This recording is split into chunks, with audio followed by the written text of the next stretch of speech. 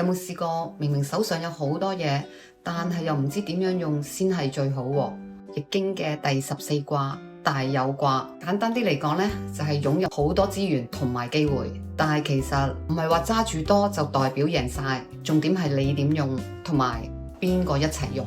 話說有個朋友叫阿輝，細個讀書好叻，屋企又有錢，一直都係人哋口中嘅人生勝利組。不過大學畢業出嚟創業，發現淨係靠自己嘅資源其實係唔夠，佢學識點樣同人哋合作，識得放低身段，分享利益，生意先至真係做得起飛。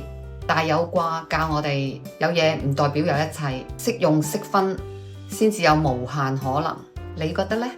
點樣先至用得好自己手上嘅資源呢？留言同我哋分享下你嘅經歷，記得 share 俾朋友，話唔定下一個大有卦就係你啦。